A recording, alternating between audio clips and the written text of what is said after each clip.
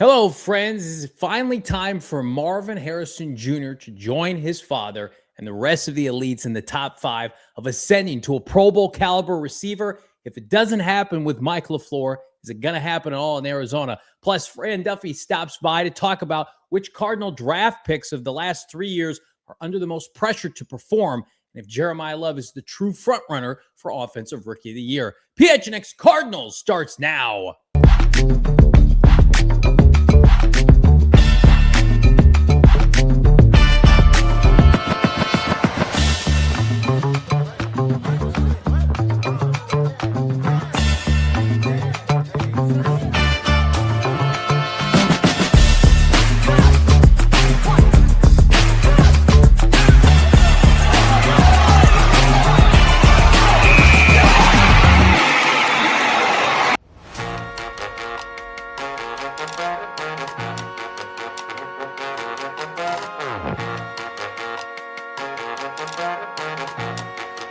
Hey, welcome in. From Studio K, presented by our friends at Circle K. What's up, everybody? Happy Wednesday. It's the PHNX Cardinals podcast, your premier, #1 in the world, Arizona Cardinal podcast.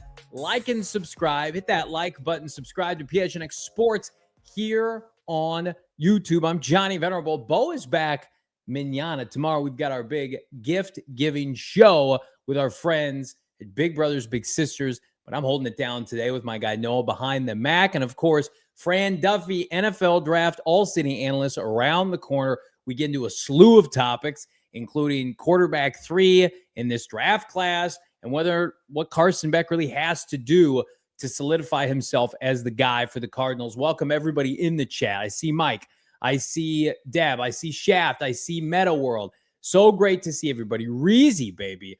This time next week, we're going to be in full swing. Players are going to be on the practice field, and we are officially going to be back with Arizona Cardinal on-field football in 2026.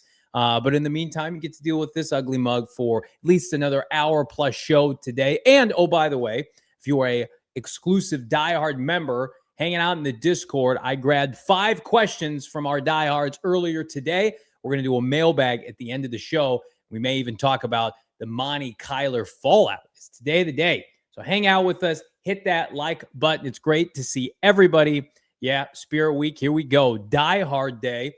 Once upon a time, I was Die Hard for Marvin Harrison Jr. 4th overall. And that's not to say I'm selling my stock, but it is definitely, I've been covering this team professionally for 6-7 years now. I've been a fan my entire life. I can't remember a draft pick that you go back to the prior year, and Marv was at the 2023 Ohio State Pro Day when all those other guys, Stroud was working out and Paris was there, and Marv was the talk of that Pro Day. He was working out and he wasn't eligible. And then people it started to build. He had just come off a phenomenal, I think, sophomore year, redshirt freshman year, whatever it was. And then he pivoted and had another great year. And you heard about the aura that was coming out of Columbus, Ohio. And people were talking about him as a generational prospect. People were talking about him in a class with a bunch of premier quarterbacks going 1st overall. I mean, I remember the mock drafts at the time. It was Caleb Williams and Marvin Harrison Jr. linked to the Cardinals. We had Saul Bookman on yesterday. Saul had interviewed Caleb at the media day, I believe, for the last Pac-12 media day. And basically it was like, how would you like to be an Arizona Cardinal? And that was when Kyler was hurt. There's just so much kind of mystery around that draft class. But one thing you couldn't dispute was Marvin Harrison Jr. is going to be that guy. He projects as it fits AJ Green, Julio Jones, Mike Evans, top 10 receiver where you just look up every year and there's 1,000 yards. And in a league where it's never been easier, with all due respect to receivers, to get yardage through the air. Quarterbacks are throwing for 4,000 yards every year, and the offense is done favors by the officials in the league. Though it was the right pick at the time, and I still contend that it was the right pick at the time. But there's no doubt, there's no question in my mind that this is a pivotal year for him, because I think that when you look at this season, he has a chance to basically start over. And what I mean by that is We know that the relationship was tumultuous last year with Drew Petzing, and most of us, me, my co-host Bo, we gave Marv the benefit of the doubt with Drew because Drew really had not shown the ability to scheme receivers consistently. And Marv, famously had that like come to football Jesus moment, on Monday Night Football, and his dad called out the team and he cooks Dallas. But I think about the year before, Marv's at his locker and Bo's standing there and kind of had it was very, not a breakdown, but just like was being candid with the media. Like, this is not what I expected. And I think that if you're a Cardinal fan hoping for a turnaround, this is your best chance, because had Marv gone to another offensive coach, first of all, I think it would have been more successful. But if he had gone to a McVay, a Shanahan, an Andy Reid, somebody like that, and it didn't work out, then it's going to be harder for another team to come in and say, hey, it didn't work out with Andy Reid, but it's going to work with us, right? That's why, like, you think about like J.J. McCarthy. J.J. McCarthy is a huge bust of a player. And I'm not saying he's not going to get another opportunity, but how many teams are going to be lining up to take on J.J. McCarthy after he didn't work with Kevin O'Connell? So it's all relative. You're kind of grading on a curve.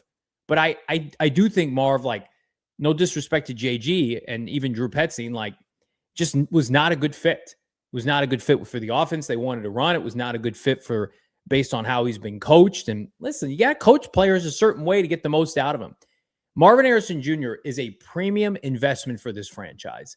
And the way he was utilized by the coaching staff was borderline criminal early in his career. Now, you could say, like, well, what happened last year? He's dropping open balls. It's a mental game now with Marv. No doubt about it. But I just think, man, he is the biggest. Somebody asked me the other day, another media member, like, who's the biggest wild card on the team? Is it Jacoby? Is it Jeremiyah Love? And I'm like, I really think it's Marv. Because if Marv clicks with Mike LaFleur, and we're all hoping that happens, I don't know if it's going to, but we're all hopeful. If Marv clicks with Mike LaFleur and becomes the top 10 guy that we all thought, suddenly it's like, what don't you have outside of quarterback? You got Michael Wilson, who's very capable, Trey McBride, the best tight end in the NFL, a Pro Bowl caliber running back, and Jeremiyah Love. Like, you've got it all. You've got a unit that would contend for, in my opinion, if Marv blossomed and became that guy, it would be the best skilled group in the NFL. I have no issue saying that. It would be better than Cincinnati because of their running back situation and, the health concerns with T. Higgins, and they don't have a tight end I like. Like, I think from a well-rounded standpoint, if Marv just showed up and was like, yeah, I'm a 1,300-yard guy this year, and I'm going to score, 8 to 12 touchdowns, and then everybody else just falls in line and does what we expect them to do. Like, it's the best skill player group in the NFL. No doubt about it. But that's a big F. I want to turn the clocks back. I mentioned Columbus and what he did there, and I think it's easy to forget. No, man, let's see Marv with Ohio State, because I saw something via PFF earlier today. It was like Marv's like first two games in 2023 where they were ungodly. Here's Marv, circa 2022. He played 13 games. He scored 14 times. He had 77 receptions for 1,200 yards. He was a baby. He was like 18 years old. And the legend started to grow. And then the next year, he won the Fred Biletnikoff Award, which is the best college wide receiver. I think he even maybe missed a game, and I think he opted out of the bowl game, but and they didn't make the college football playoff. But he went 12 games, so less games than the year before. Same amount of touchdowns, less receptions for more yards. So in 2 seasons, in about 25 games, Marvin Harrison Jr. had 2,500 yards and 28 touchdowns. So here's what I will say. I think he's capable of scoring double-digit touchdowns every year. We saw that as a rookie. Like, pretty surprising he didn't score 10 touchdowns as a rookie. He got off to a fast start there. I'm not sure the receiving yards will ever come, and that's okay. Like, in terms of, I don't know if he's ever going to have like 1,400 yards, like what we just saw from Jackson Smith and Jigba. But that's okay, because I honestly, I don't think the Cardinals need that from him. Like, if you told me that he had the equivalent of what he did in 2022, 1,200 yards and 14 touchdowns, that's a great year. You're picking up his 5th-year option. We're popping champagne. It's like Marv is back. But he hasn't been back. No, man, let's see these last 2 years with Arizona. His first year as a rookie, he had that opener against Buffalo where Drew Petzing basically, he was out there as a decoy, and it was a joke. I mean, it was really embarrassing. It was really a sign of things to come as it relates to like what Drew thought of Marv, and the route tree was gross. I mean, and people talk about Marv as a rookie, like, oh, horrendous rookie season because of what Malik Neighbors did. He had 900 yards and 8 touchdowns. I mean, he had a solid rookie season. And he, inconsistencies, play calling, all the above. I still contend if he had been on the LA Rams as a rookie, he would have sleptwalked his way to a big season.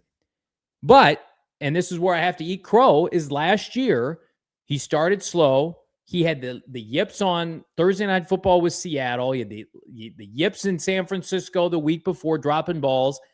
And he had the appendicitis and had to have surgery and missed time. Then he have the ankle there? I mean, he wasn't healthy. And when he was, it was inconsistent. But then you see flashes of brilliance like against Dallas where he's cooking them, putting people in the dirt respectfully. And it's just like, this is the Marv. Where is this Marv?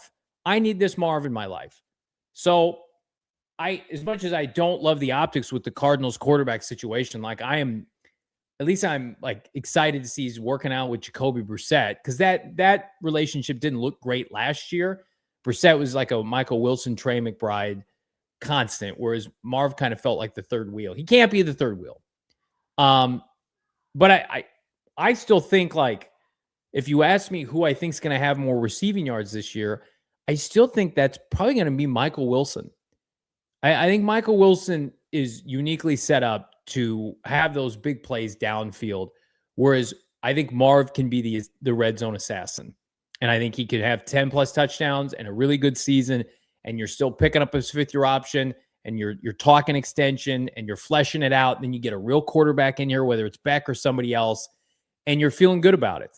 But if it doesn't happen this year, like, then this isn't like hot take Johnny. Like, would they shop him? Well, I think everything would be on the table. Like, if we fast forward to the end of this year and Marvin has, I'm asking you guys in the chat, if Marvin has like 700 yards at the end of this year and like 7 touchdowns, which is solid, but that's solid for like, a number 2 receiver. What do you do with him? Because, like, I know I'd be mortified of him going elsewhere and succeeding, and the Cardinals would be too. I mean, you don't pick up his fifth-year option. You let it play out. I mean, they got bailed out by inheriting this regime, Trey McBride, and then Michael Wilson's become a stud. So they have pass catchers. So they're not as reliant on Marv, I think, as they once were when they took him. But, man, I do think that for this season at least, it's like there's so many layers to, like, this team, not just win-losses, that are fascinating, and Marvin is one of them. Like, when will Jacoby Brissett be benched? Is Marv on the team next year, or is he getting his fifth-year option picked up, or did he blossom? What's the dynamic with Jeremiyah Love? Can all the players they drafted last year on defense stay on the field? Like, beyond win-losses, and I know that's all that matters, there are a lot of layers to this year and how it's going to go on. Marv's at the top of that list for me. But, I mean, my son's got an 18 jersey. We were living and dying when those became available, right? The drama that was around that. I mean, we're due. And I go back to my original point, and I'll double down on this. I'm a Mike LaFleur guy, largely because you've invested so much in your offense, especially now with Jeremiyah Love. You've got an offensive coach now, and I want to equip that individual with as many tools as they can to succeed. Best tight end in the game. High-end number 2 receiver in Michael Wilson, maybe a number 1. 4th overall pick, Marv, who's completely untapped, that I think only has the sky's the limit or not. And then, of course, Jeremiyah Love in the backfield. And then you got Kendrick Bourne to fill out this team, and Higgy Bear and Tyler Algiers on the team. I mean, like, they ought to just be eating good offensively. Quarterback be damned. So Marvin Harrison Jr., to me, the time is now. It's now or never. And I can't say he doesn't want it. He's a respectful teammate. He is an introvert, a little bit like Kyler in that sense. I need to see, like, Marv the dog. When will we get Marvin Harrison Jr.? What the dog doing? There you go. The dog of the Arizona Cardinals to come out and just put people in a grave on Sunday.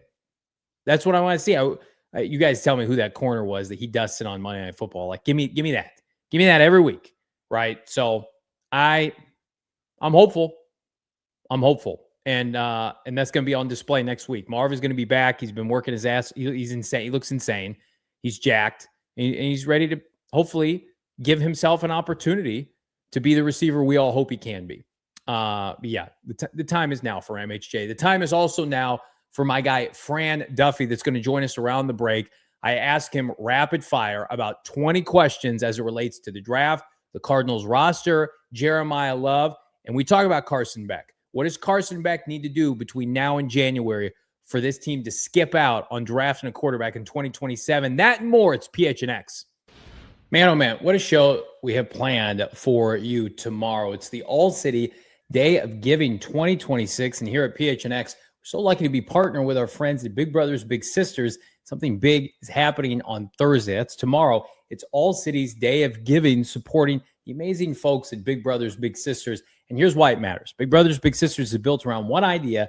That's that every kid deserves someone in their corner, right? Now, this program, it doesn't run on good intentions alone. It takes real support from people like you, like me, to make every match last. So tomorrow, join us, Bo, myself, Noah, and the entire PHNX YouTube channel, and we'll have a special donation link that you can help us fund this incredible organization. You guys have absolutely crushed it in years prior, and we're hoping to have our best day ever. That's this Thursday, tomorrow, with Big Brothers Big Sisters and the All-City Network, because it takes little to be big. And you guys are coming up big every single year that we do this. And we've heard from our partners at Big Brothers Big Sisters, second to none.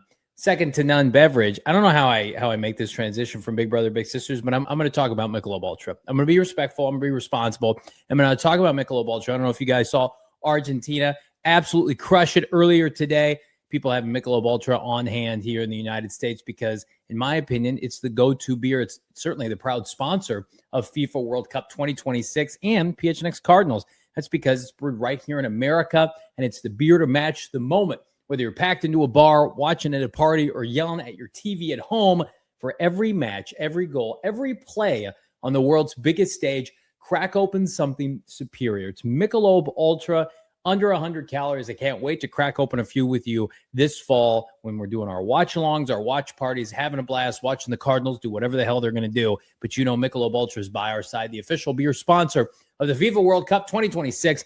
Enjoy responsibly. Copyright 2026 Anheuser-Busch. Michelob Ultra Light Beer, St. Louis, Missouri.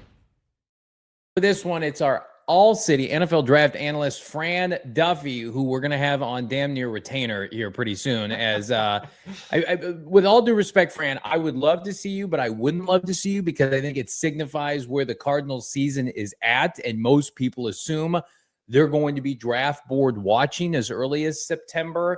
I mean, like, before we jump into everything, like, your perception of the 2027 draft, basically 6 to 8 months out, is it as hyped as people believe it to be? Yeah, it's an awesome class. It has the makings of an awesome class. Obviously, we don't know that every single player that we're talking about is going to enter, but even if most of these guys come in, if 2/3 of these guys come in, I mean, we are talking the high-end talent is so much better than what we saw the last couple of years. So I'm really excited about what I've seen from this group so far. I mean, look, Jeremiah Smith, the receiver from Ohio State.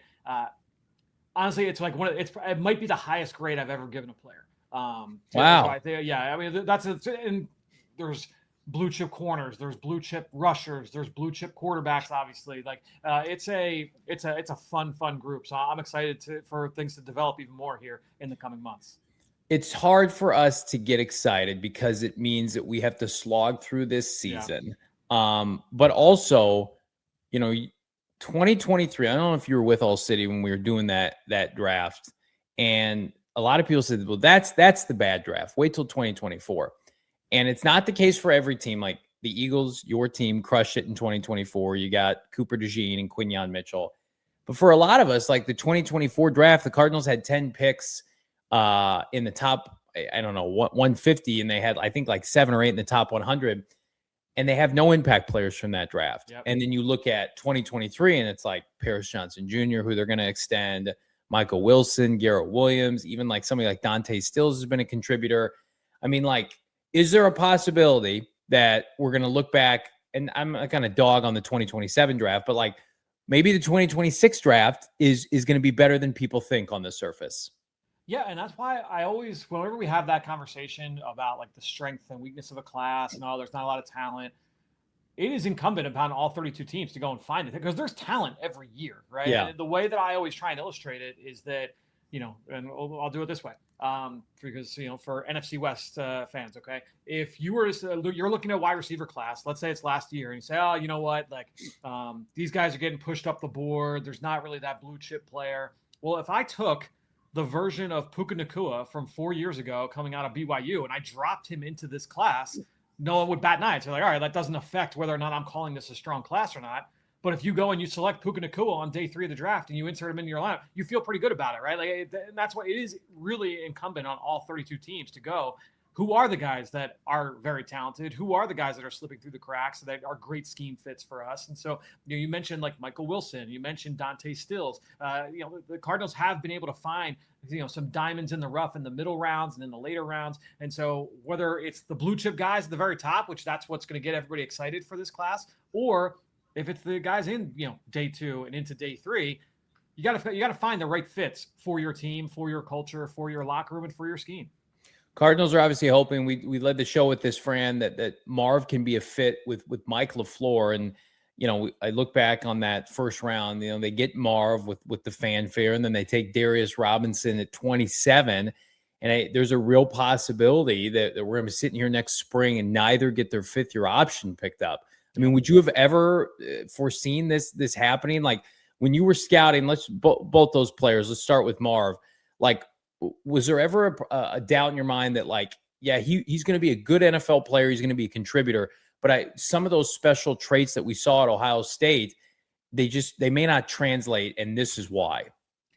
Yeah, I had a hard time believing that he wasn't at least going to be like a good player, right? Maybe the blue chip ceiling, there was you had to kind of squint to see it maybe a little bit. But I still had a really high grade on Marvin Harrison Jr. This is a player that has been on my radar just because he's a Philly guy. So he's been on my radar for a long time. And, I had high expectations for him. And obviously there's a lot of reasons why he has yet to reach that ceiling so far, at least, in terms of how he's being viewed. What does he look like here in this system? I know there's been a lot talked about with the, I don't know where you guys have landed on it, with like, the Puka Nacua role versus the Devontae Adams role and Michael Wilson versus Marvin Harrison Jr. But I am excited to see what he looks like with a new environment.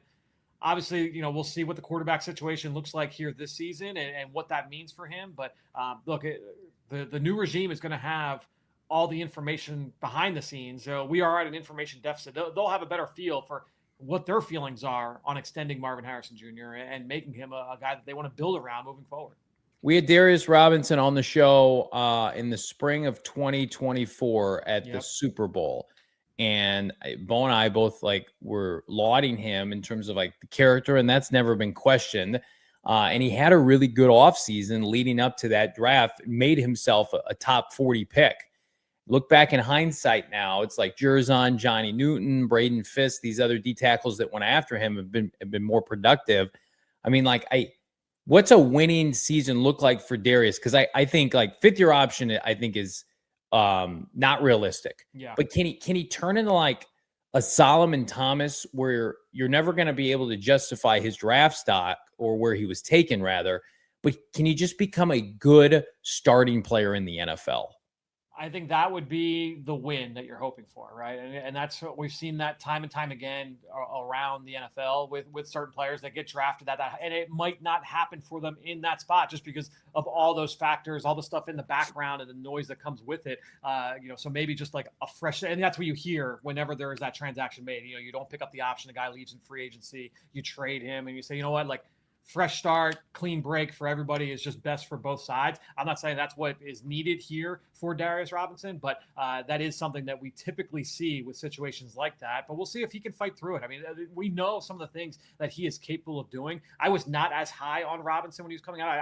That was a little rich for me with how high he went in that draft. But I could see the allure, and certainly when you have that versatility up front, that ability to win from multiple techniques, that can be valuable. And I do think it helps him that Nick Rallis is still there. You still have the same ecosystem defensively. So I'm interested to see what he can look like here with another year.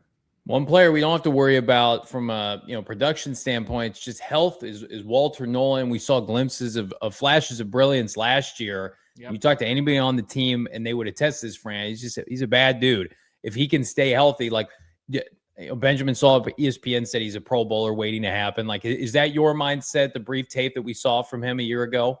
Yeah, I was excited when the brief flashes that we did see, and I remember sitting here in this seat watching that film that week. It was like Tuesday or Wednesday, the week after that game against Dallas, and it was this is what I wanted to see, because I was really, really high on Walter Nolan last spring in that draft, and so I'm excited to see what he can look like if he can stay healthy.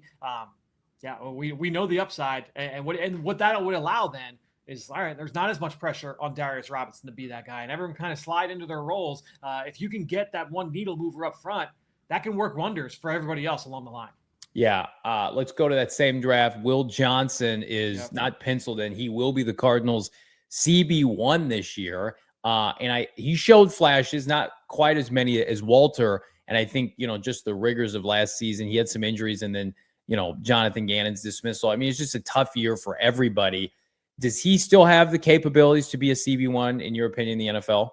Yeah, I think so. I think that, look, the way that they play defense, the way that Rallis wants to be able to utilize those guys, I don't know that it's necessarily going to be like a pure matchup type of situation where it's like, oh man, you've got to go and you've got to cover Justin Jefferson every single snap if you guys play the Minnesota Vikings, right? Obviously, there'd be other storylines in that kind of matchup. But I think when you're looking at Will Johnson and what he can bring, it's so important for all these guys. And I would say the same thing for Walter Nolan and the rest of that rookie class. We talk about that year 1 to year 2 jump because you get that full offseason. It's such a truncated time for them, going from the end of college football into combine training, into the draft. You have all the visits, and you have rookie camp. It's just, you never stop.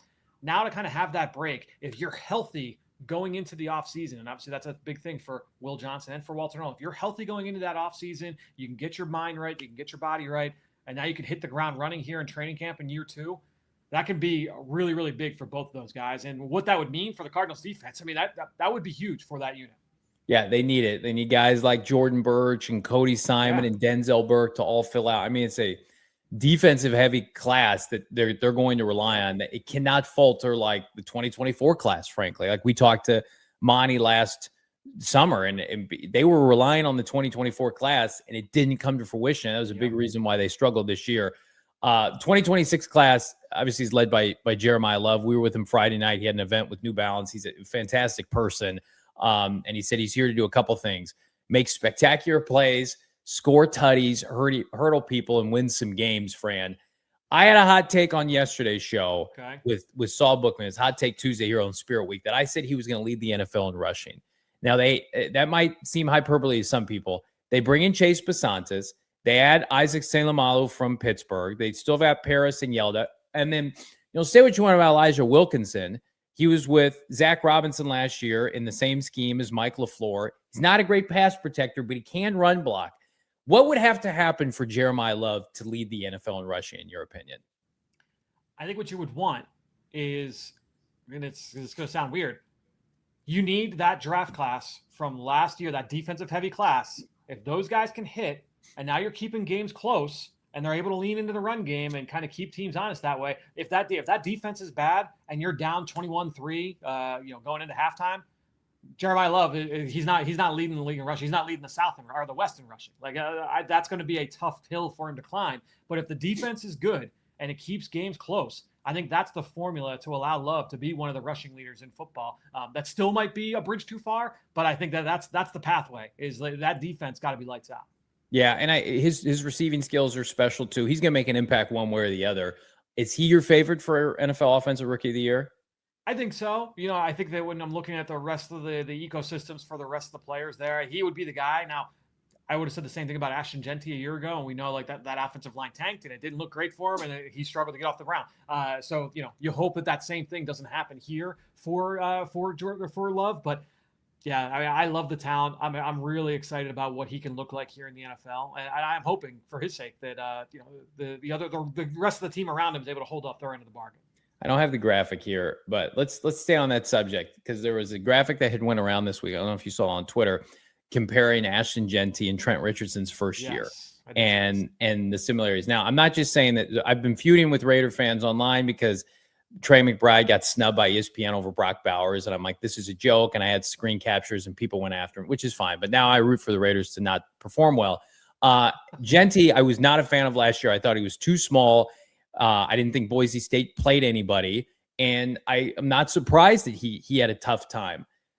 Talk to our audience about why that's not going to be the case for Jeremiyah Love, because Fran, they're just two different caliber of prospects. Number one. Number two is like the Cardinals offensive line, I do think can be better than people think.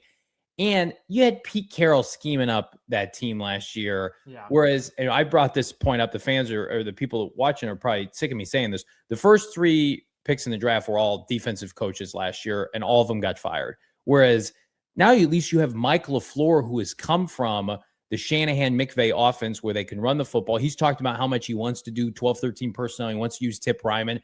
I don't know. I think Jeremiyah Love's going to sleepwalk his way, injuries notwithstanding, to 1,000 yards easily.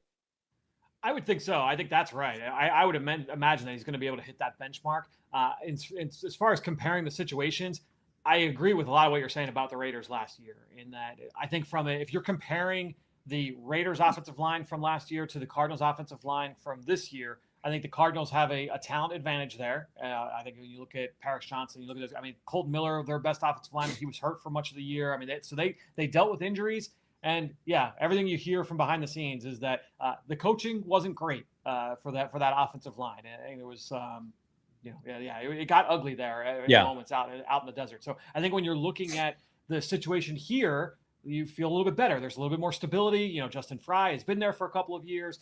There's nothing new there. You obviously have this new system.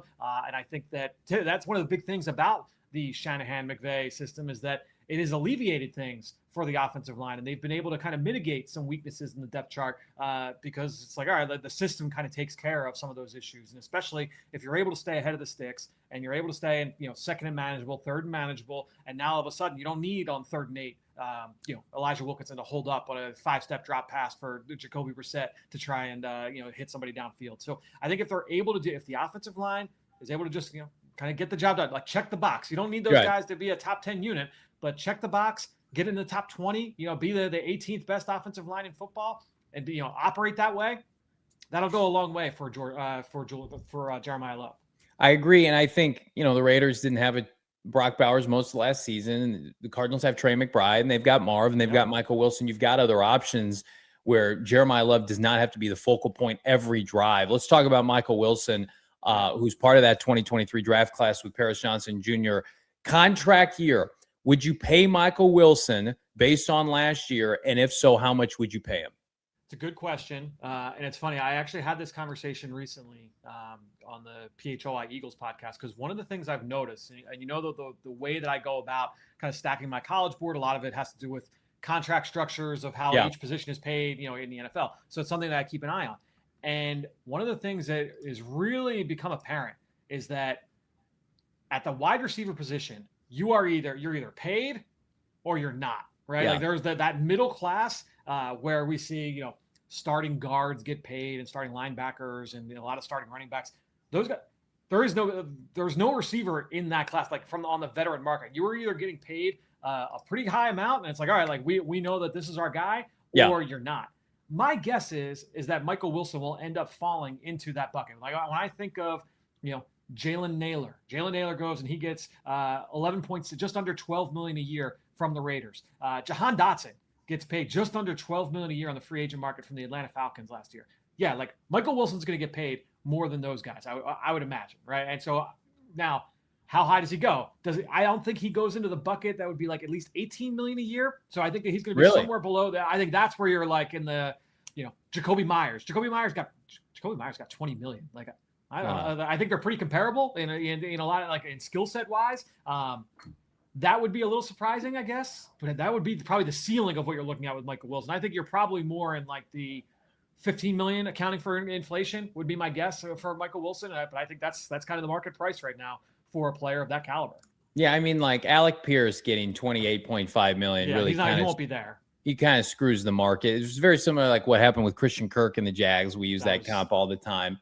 And I do think that the longer the Cardinals wait, the more they leave themselves vulnerable, because I do think, I said this in our first segment, Fran, like I think there's a reality where Michael Wilson's the number one receiver for this team again this year. And if you're talking about like, I'm Mike LaFleur and Michael Wilson's my Puka Nacua, like I think there's a world where like Marv has a bunch of touchdowns, but maybe he's under 1,000 yards again. Whereas like Michael Wilson and Trey are, 1,100 yards. I mean, we got to see it play out. But what else we have to see play out is how many wins this team has ahead of next offseason. I have been staunchly committed to the notion that I think they're going to start slow, but some of the teams in the back half of their schedule, Commanders, Raiders, Jets, Saints, I think they're going to win some games late. I think it's going to piss a lot of people off. Right.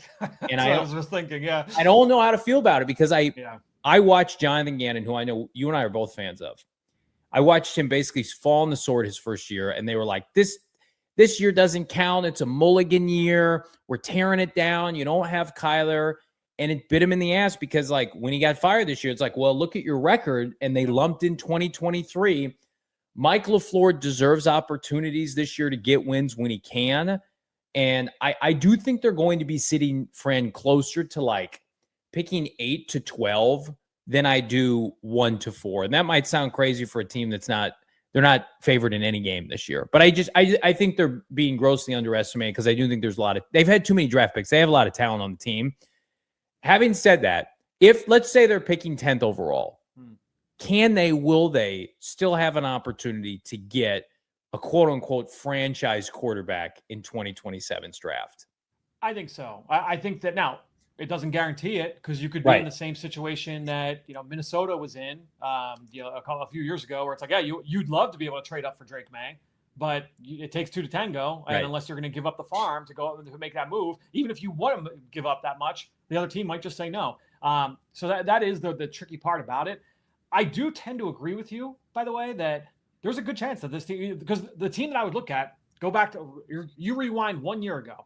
Everyone. I'm going to guess the team that you're about to say. Is it New Orleans? Yes, it's the New Orleans Saints. Everyone thought the New Orleans Saints, worst team in the NFL. It's a new coach. This roster's in trouble. It's a reset year. And they end up, they were towards the bottom, and then they won a couple games late, and they were challenged.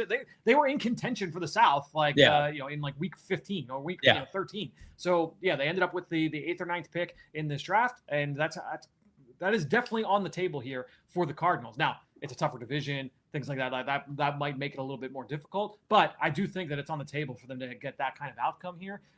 But as far as like looking ahead to next year's quarterback class, what's going to make it interesting is that it's not just QB driven. Now we know that the guys that are the elites, they're going to get pushed up no matter what. But when you have Jeremiah Smith and you have some of these other guys at like premium spots, like if these edge rushers like Dylan Stewart and Colin Simmons from Texas, if they really are going to be like top 10 types, and it's like, like this, no doubt about it, this guy would be a top 10 pick in any draft.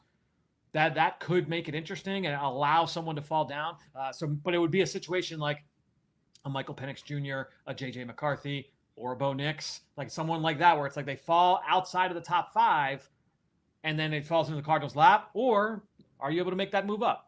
And that gets you in a range of some of these other guys that could be available. 2 things I think are going to happen. I think teams after the trade deadline are going to pull the Jets and the Raiders from last year and not actively try to lose, but put together like quarterback play on any given Sunday that you're going to lose. Like it's almost a guarantee. Like what we saw from the Jets and the Raiders at the end of last year, like they were trying to compete for Fernando Mendoza. I think that's going to happen tenfold.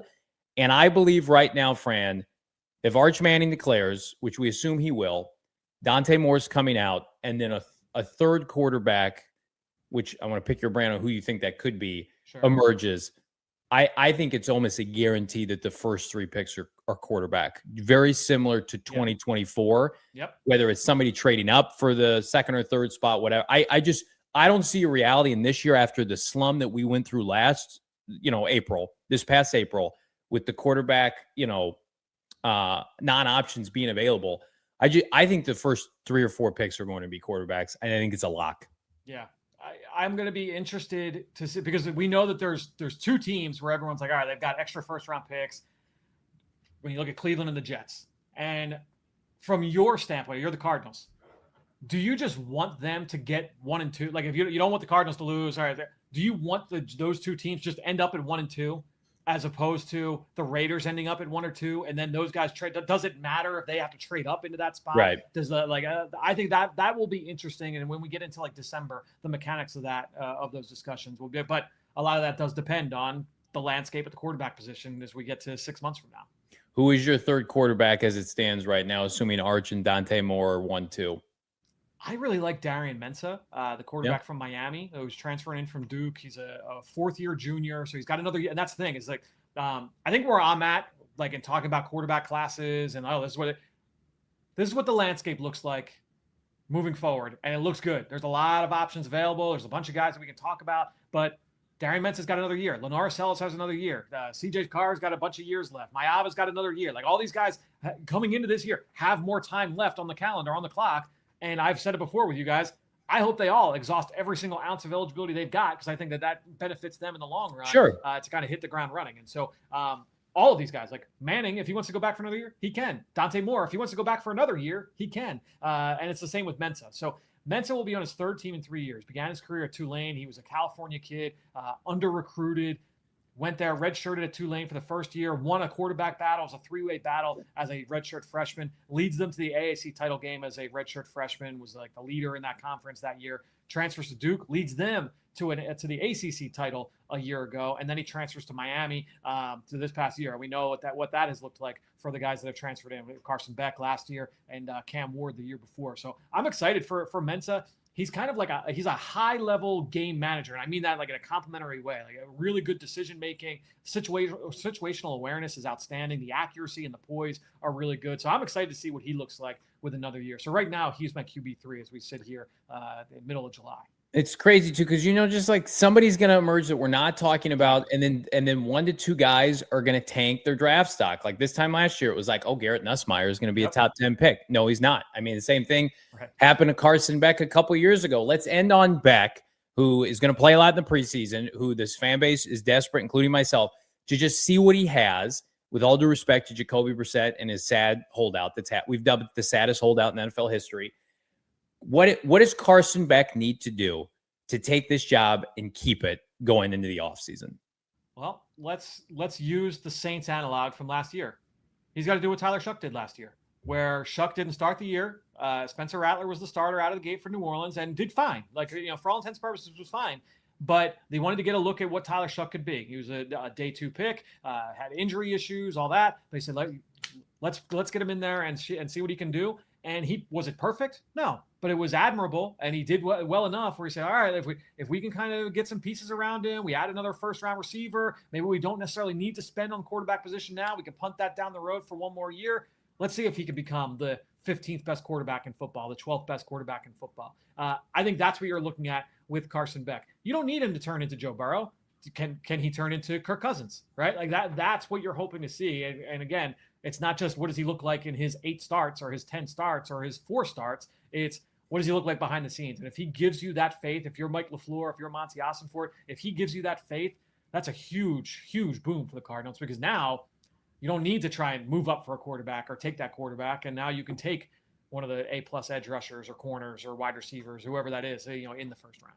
He'll be on the show throughout the course of the season, not just because we feel like the Cardinals are going to need him ahead of the 2027 NFL draft. It's All City NFL analyst, our guy, Fran Duffy. Fran, great insight as always. Thanks so much. Be back soon, okay? Appreciate it, man. We'll talk soon.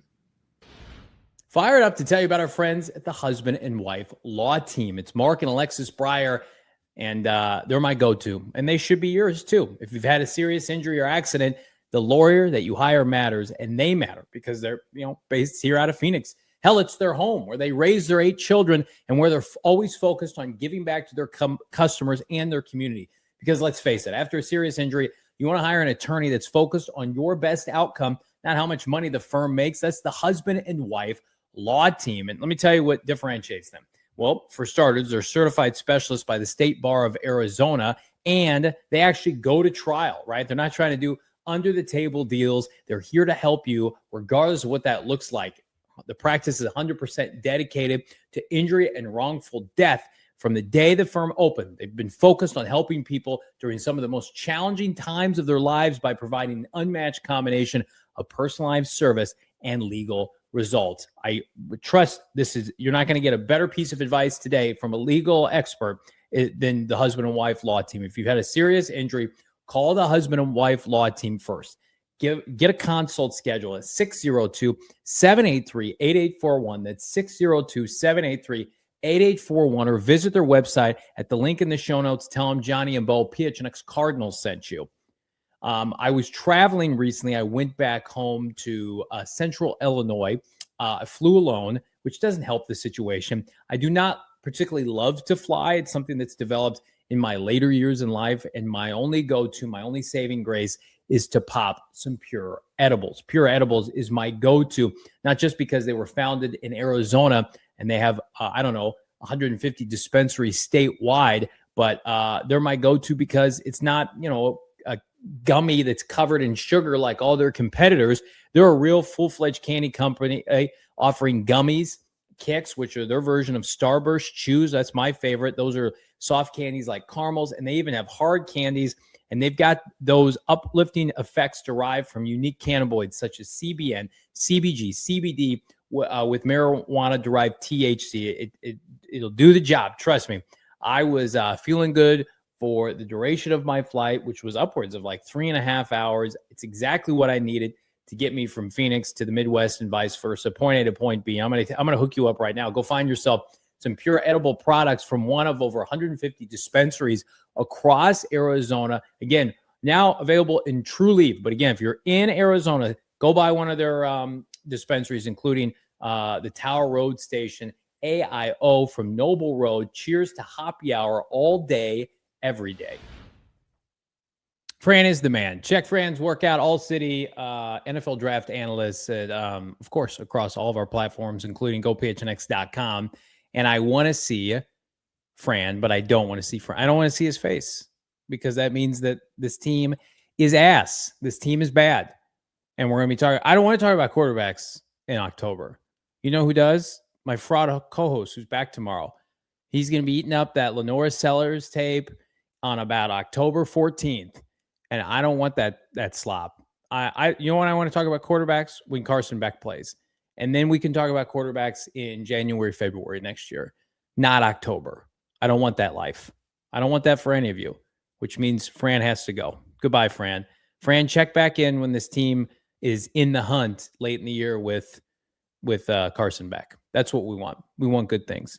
Not good things were happening at the team store, by the way. We're going to get to that later on. But he is the man. Today is the Diehard exclusive day for PHNX. Diehard Day, which means 5 diehards were selected from our Discord. Check it out right now. Become a member of our diehards. GoPHNX.com and send in 5 questions to be answered, which I'm going to do right now. And then we're also going to talk about Jacoby Brissett's jersey being sold at the team store. And we have footage of that. All right, let's jump in. No, man, throw up the first question on the screen. This is from Monty O. I'm just going to cut it off right there. I love the diehards, just like I love our chat here. If you had to guess one Cardinals player to be a Pro Bowler this year that hasn't been one before, who would it be? It's Paris Johnson Jr. I don't give 2 shits about Trent Williams and how old he is. I don't care any of these other players in the NFC.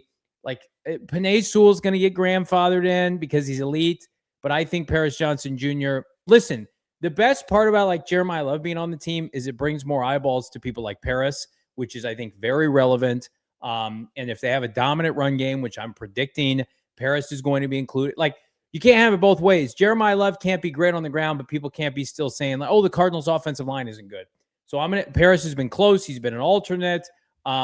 He should have been one, I think, this past year, or certainly 2024. He had an opportunity. He's a great player, and he will be a Pro Bowler this year. Book it. Next question.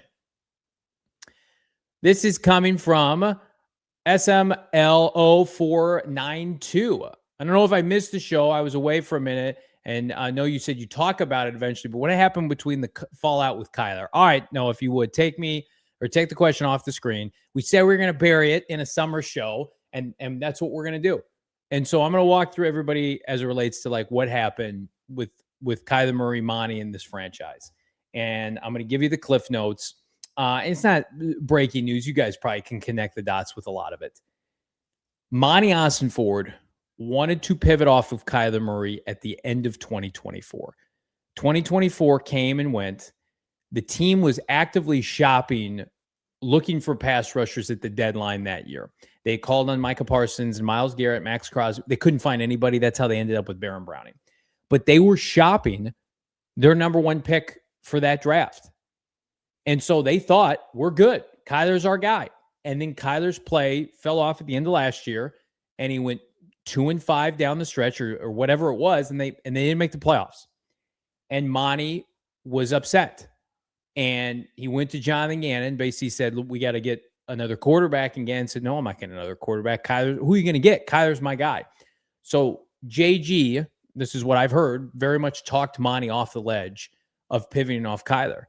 Like, who knows? Maybe Jacoby Brissett would have been this if it was up to Monty and Petsy. Who knows? Jacoby Brissett may have been the starter earlier that offseason. But I don't think the Cardinals would have been competitive for Sam Darnold. Like, he was always going to Seattle. Like, I'll tell you who probably they would have pursued because they tried to acquire him. They probably would have tried to sign Daniel Jones as a free agent if they had pivoted off. But like, how are you going to pivot off Kyler with his money? Yeah, his situation, like he was still a plus player in 2024. He wasn't injured. He had a good finale. You know, they blew out San Francisco. I think they probably would have tried to trade Kyler if they had gotten JG's blessing, and they would have ended up with Daniel Jones, which you can run with that if you want. I mean, it's very poetic. They came from the same draft. I would rather have Kyler Murray than Daniel Jones, but to each their own. So we fast forward to this year, and the offense did not look good. I've talked about it ad nauseum. We were at joint practices, preseason. Everybody said, just keep waiting, just keep waiting. The offense was bad.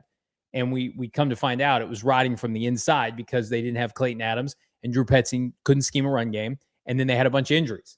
But after the Tennessee game, Kyler got hurt against Tennessee, had to leave the game. Then he came back in, and the game was just a disaster. And the organization was shell-shocked. And then there was questions about whether or not Kyler was going to play against Indianapolis. Kyler thought he was going to play. The team thought Kyler was going to play against Indy. Like, I remember where I was. I got a text message. I was at Costco getting food with my son, and we were checking out. I got a phone call from somebody basically saying, like, what do you think's going on? Like, testing me, like, hey, guess what's happening? And I said, I don't know what is happening, because there was talk about what are they going to do. The team thought Kyler was going to play against Indy. Kyler was not healthy enough to play. And he told the team that. I think he tightened up on the airplane very last minute. And so they pulled him from the game. And they thought it was going to be a 1 week absence. And then Jacoby played, and Drew Petzing basically made a case, along with Monty, that we need to stick with Jacoby Brissett. We need to stick with Jacoby Brissett until it doesn't work anymore. So then the narrative then became, well, Kyler protecting his image. And, you know, I think Kyler Murray was healthy shortly after the Colts game. And Drew Petzing got involved, and Monty had already drawn his line in the sand, and they did what they needed to do to make sure Jacoby Brissett was going to remain the starter for the team. And that was it for Kyler. And Jonathan Gannon at that point was very much at the mercy of Drew because he empowered Drew so much. We saw it at the end of last year. He wouldn't fire him. He wouldn't say anything derogatory about his coaching staff publicly. And Drew was making a case for Jacoby Brissett that they couldn't ignore. And the offense, it was unlocked, but not really. We all saw it was cotton candy. It was fake. It was fool's gold. But basically what happened, and I've revealed a lot of this, is that they thought if Kyler played against Indy, I don't know if Jacoby Brissett ever gets that job. But they all thought he was going to play. He didn't, so they pulled him. And then Jacoby played, and the rest is history. So, yeah, it was a Monty decision that had started the year before, and then Drew Petzing whittled his way with Jacoby and made it basically impossible for JG to turn around and say, hey, we're going to go back to Kyler. Because Drew's and JG's are basically telling them, hey, we're going to win games with Jacoby. But, like, you were winning games with Kyler. You weren't winning playoff games. You weren't getting to the play, but you weren't the worst team in the NFL. So that's what happened. Kyler and JG still in good standings. But yeah, And the ironic thing is like JG's gone, Kyler's gone, Drew's gone, Jacoby Brissett still here with Monti. So that's the story. So falling out, but like Kyler never demanded to be traded. Kyler Murray never, spat on the organization. There was no like blow up behind the scene, but it basically like they Wally pipped Kyler like behind the scene. And Kyler also like wanted to protect his image. And so they all kept quiet. And really, it helped Kyler because he landed with Kevin O'Connell. It didn't really help the Cardinals at all because they go 1-11 with Jacoby, and then they can't trade Kyler's contract. So the whole thing was mishandled. If they could do it all over again, they should have waited till Kyler was healthy, and they should have played Kyler again when he was healthy. It was a disaster. Let me see here. We got more breaks, or we have more breaks. We got one more break, then we're coming back. We're wrapping things up with more of your comments, your super chats, and Jersey Gate. That's coming up. It's PHNX. One AZ Credit Union is here to hook you up. It's not just because they're rooted in Arizona and invested in you. Their mission, friends, is to help Arizonians live their best financial lives. Whether that means you're buying a new car, starting a business, or planning for what's next, One AZ is a part of the community, and they're proud to be celebrating 75 years of dedicated service to Arizona. With 25 branches here in AZ, an online banking app, you can access your money easier. One AZ branches are your one-stop shop for all your financial needs, whether it's just one-on-one financial coaching or you're getting a document notarized. They're going to take care of you with their friendly associates that are on your own. Beck and call at their branches across the state. For a limited time only, open a new checking account online, complete qualifying activities, and you can earn $350 at a new member bonus. Again, use the bonus code CHK-358. That's bonus code CHK-358. Terms and conditions apply. Again, check them out, download the app, or visit oneazcu.com for all the details. So many good partners on today's show, including our friends at Shopify. If you're thinking about starting something new, it can be intimidating. Let's be honest, right? I remember we were starting this podcast. I was intimidated, right? But then I think about what ifs when launching a new project. What if nobody shows up? What if we have 10 viewers? What if something doesn't work? What if all the effort goes nowhere? The reality is every successful business starts with taking a leap, and it helps when you have the right tools behind you. That's where Shopify comes in. Shopify is the commerce platform behind millions of businesses around the world. We all know it, and 10% of all e-commerce in the United States. I've used Shopify for years. I love it. The convenience. It's where you want to go to start your business, and everything you need to sell is already built in from day one. All you need is an idea. Shopify handles the rest. Best part, from everything from inventory and payments to analytics and shopping, lives in one place. It's a one-stop shop for you to get what you need. Start a free trial today. Shopify.com/allcity. That's Shopify.com/allcity. Level up your business today. Let's keep things going here. More questions from the Diehard mailbag. Let's take a look. Next up here, Rye Carly, I've got another one too. If no one else does, if Putz succeeds, is that an indictment on Mo coaching or our players? I think it's an indictment on the organization. Anytime you employ a coach and for whatever reason it doesn't work out and they go on and have success elsewhere, it's an indictment on you. When Don Coryell left his franchise for the Chargers and went to like multiple AFC championship games, that looked bad on this franchise. So when Frank Wright was fired as the team's quarterback coach, and then he went on to have uber success as an OC and a little bit of success as a head coach, that looks bad on this team. So I am always one to back players and or coaches if at all possible. But here's what I will say. Like Monti, at the end of the day, he's responsible now for everything. People are going to say Michael Bidwell, and that is, true to some extent. But anything that's happened from a football standpoint over the last 3 years is on Monti now because the quarterback and the head coach are gone. Like they're gone. Can't blame JG anymore. You can't blame Kyler anymore. If they start losing games early this year and it looks bad, people aren't going to be complaining about Michael Bidwell. People are going to be complaining about the guy who put this together. Like Monti's going to meet with the media here at the end of the month. It's going to be the only time that he talks until the offseason. It could be the last time we see Monti. And people are going to ask him. I'll ask him. Bo will ask him.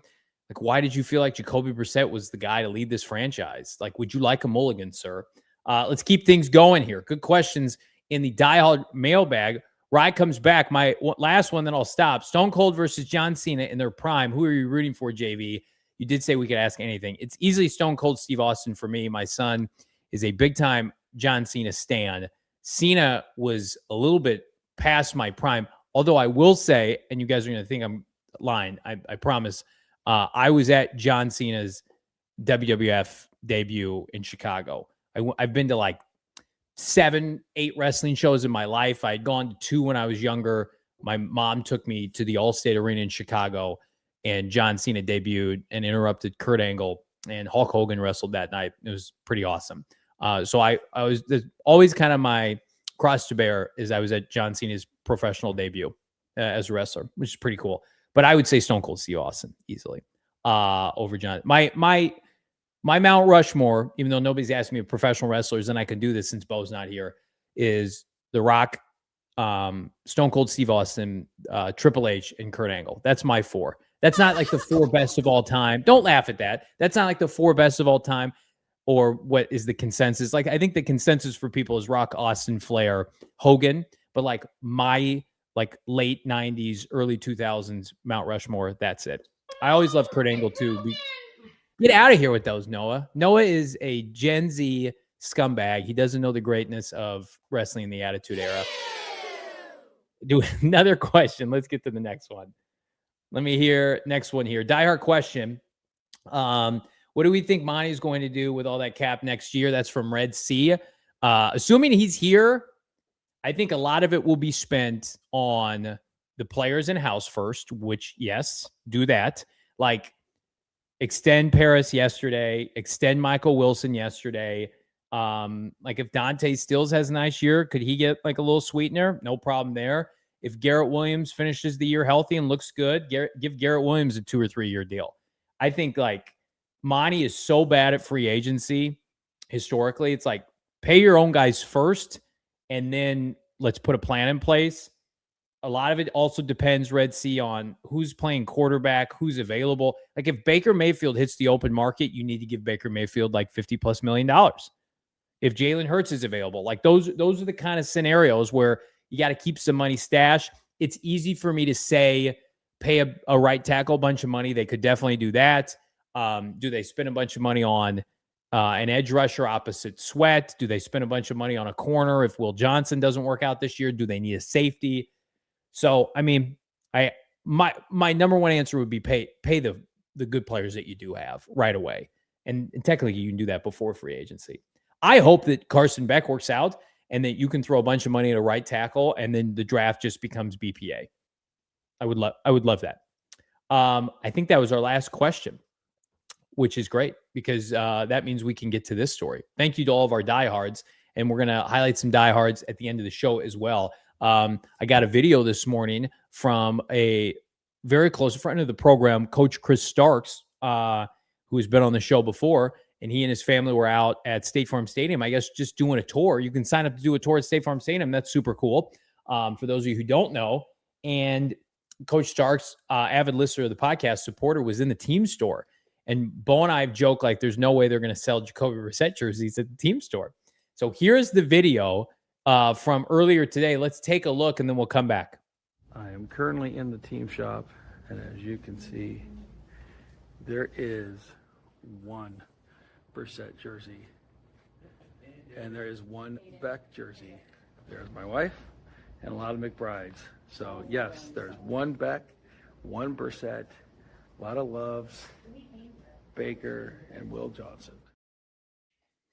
A lot happening there. That Jacoby Brissett, I was going to freeze frame it, then I didn't want to be an ass. The Jacoby Brissett rack looked awfully full, did it not? My take on this is that they don't know what to do, and they're just trying to be respectful. And at the same time, they know fans want to see Carson Beck, and Beck's jersey is available because people want it. I think like they feel an obligation to put Jacoby's jersey out there. And then on the flip, if people didn't want Beck's jersey, they wouldn't put it out there. Like James Conner's very popular player still, they put his jersey out. You know, obviously Jeremiyah Love. I would like to see Michael Wilson's jersey be repped. 14. I mean, he's a 1,000-yard receiver, but man, I think, a lot of that's going to get shipped out of here. I mean, we're going to have a team store remodel in terms of all the jerseys that are going to leaving this franchise. Like, I think James Conner could be gone in a matter of weeks, which is crazy. I'm not rooting for that, but just like he's going to go and get an opportunity elsewhere because this is Jeremiyah Love's backfield now, and Tyler Algier got a 2-year deal. So like, okay, number 6 is gone. I think this is Budda Baker's last year. Jacoby Brissett won't be on this team next year. Like, get 85s. Get some Will Johnsons for sure. Get number 2s in there. Beck for now, right? Marv, Michael Wilson. Like Josh Sweat can't get some jerseys in there. He had 11 sacks last year. Tip. So what do you think, Noah? Tip. No Tip Ryman jersey. Tip Ryman, Isaiah Adams. I'm going to say no. No, thank you to that. I think you can do that on the team website. You can order those custom. But okay. If you get a Tip Ryman jersey, you can show it off on air. That'd be pretty cool, actually. It'd be something. So Jacoby Brissett's jersey available at the team store. Get it now if you want to do that, or you can buy a Jeremiyah Love jersey, which I would imagine is the most popular selling jersey at the team store. You guys are crushing it in the chat. Let's jump into your super chats. Hit that like button. Over 200 watching live. So let's get 200 likes today on Football Wednesday. Reese, $5, friend of the program. Great to see you, Reese. What are the chances Love and the weapons we have lead us to a 9-8, 10-7 record despite whoever is playing quarterback? I would say if one thing has to happen, Mike LaFleur has to be legit, because I think a great head coach can win you 9 games on his own. I think the Cardinals' skill players are being grossly undervalued. I think that the roster in general is undervalued. I thought Fran's point was valid. Like, if the defense plays better, it's going to allow Jeremiyah Love to take over games and the run game, slow things down. I mean, it happens every year where a team that people think is going to be bad wins more games than they should. It usually has to do with the coaching change. So I would say if Mike LaFleur is good, and we're going to know early, like if he's money and people are like, he's super smart, they're winning games they're not supposed to, quarterback play be damned, game manager, whatever, whomever's playing QB, it's going to be because of Mike. And it's a coaching league right now. I've said it. Like, give me an elite head coach over elite quarterback right now, because number one, elite quarterbacks are harder to get. Number two, the Cardinals are in a gauntlet of a coaching division. They needed Mike LaFleur. They need him to be great, frankly. Desert Vulture gifted 5 memberships. GOAT Desert Vulture. Look at that. Phenomenal. If you get a membership, consider re-upping. It's just $5 a month. You get access to member-only videos and exclusive emojis. Then he follows up. 9-month member. I remain optimistic regarding this team. PHNX Sports #1. And listen, this isn't me doing a bit. This isn't me trying to convince people one thing or another. Training camp starts next week. Like, I'm fired up about that. I don't know what this team's. This team's going to overachieve. Maybe not to the level we would like, but it's going to be better than public perception. I really do believe that. And I'm fired up to watch these play. I love watching Trey McBride play football. I love watching Josh Sweat and the good players on this team dominate, right? Budda Baker, if he can return to form. I want to see what happens with Marv. Can Jeremiyah Love live up to the hype? Like, I want to, beyond just the quarterback slop that we're going to be living and dying with starting next week, I want to see these young players. Like Will Johnson, can he start taking away the football? Right? Cody Simon, can he be the next Carlos Dansby for this franchise? Walter Nolan, can he be the freak show we saw in a handful of games last year? Darius Robinson, is this it for him? Like, a lot of intriguing storylines. And yeah, I mean, just always going to be positive at this time of year. But if I'm sitting here in November and they stink and they look terrible, we're all going to be pissed, and we're not going to run from that. There's not going to be any propaganda, but it is a long season. Sir Ramza, 5-member. Been a member for 5 months, excuse me. When they write the history of the best Cardinals quarterback ever, they'll say the beckoning started this week. I mean, like, he's got to go and snatch the job, and he's got to show this franchise that he's ready for the responsibility. If he goes out there in the Hall of Fame game on national TV and balls out, that's checking a huge box. And then you just keep stacking quality performances. Because I'm going to tell you right now, even if they don't start him week 1, the minute Jacoby Brissett drops a game, even if he's their usual, hey, I'm Jacoby, I threw 2 touchdowns and I have a nice quarterback rating, but it doesn't matter, the noise to play back will be infinitely louder than anything Jacoby Brissett can do on the field to mitigate that. So this is Beck's season now. It's starting now. And again, like I'm not rooting for this, but like Jacoby Brissett hasn't participated in anything this offseason. He's 33 years old. Let's see what kind of football shape he's in. And then Gardner Minshew's coming off an injury. Let's get back some reps with the ones. Dusty, $4.99. Can you guys figure out how to take super chats from those of us who can't always tune in live? Well, you can put super chats in earlier in the day, and then we can favorite them 100%. So the problem is, you know, the stream is typically created. What time do you create the stream, Noah? Around lunchtime? It can vary anywhere between 9 a.m. and noon. Yeah. So in the morning, Dusty, go and find the stream early and leave a super chat early, and then it'll be the first one read on the show. And if for whatever reason you put one in there and we miss it, just DM us and we'll make sure it gets read, my guy. But thank you for the support. We always love our audio-only listeners, people who can't participate live. I consume a lot of podcasts that I can't consume live, and it's just like, you know, we'd love to be there when we can, but, you know, people got stuff going on. On top of that, Dusty, like training camp, our show's going to be late. So I don't know if that helps you or not. We're going to have like 7:30 shows, Arizona time here for training camp. So we'll be getting nuts. We'll be in studio with Bo. We're going to be at the stadium broadcasting. It's going to be awesome. A lot of traveling coming up for the team. So what else is awesome? Let's highlight some diehards. Rapid fire, Noah. Diehard day. How about this? Jessica, one of our favorites here. She's been an OG with PHNX Cardinals. One of my favorite people. She's come out for watch parties. Jessica, we appreciate you. She's from Peoria. Of course, favorite Cardinal team or favorite player for the Cardinals, Larry Fitzgerald. And she's been a diehard for 3 years going on 4. We love you, Jessica. Appreciate you. Let's keep things going here. Next up, diehard spotlight. We got Eric. Eric is also from Arizona, this time Phoenix. Cardinals is his favorite team. Larry's his favorite player, and he's a 1-year diehard. Thank you, Eric. Appreciate you, my brother. Good to see you in the Discord earlier. Jackson is next. He's from Flagstaff. Again, 3 for 3. Favorite Cardinal of all time, Larry Fitzgerald. He's been a diehard for a year. Hopefully you are getting your money's worth. We got a ton of good content coming out on the website this fall from our guy, Alex. And Bo and I will be having diehard exclusive content as well. So appreciate you, Jackson. Next up, it's Martin Davis. Derby is that United Kingdom. Unbelievable. How about this? Switching it up here. Favorite team, Cardinals. Favorite player, Calais Campbell. It's great. So, I mean, probably the two most famous Cardinals on each side of the ball.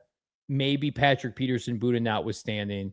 But, like, Calais is so damn lovable. And Martin's been a diehard for 2 years. So, thank you, Martin. And lastly, the last diehard spotlight, Brian P.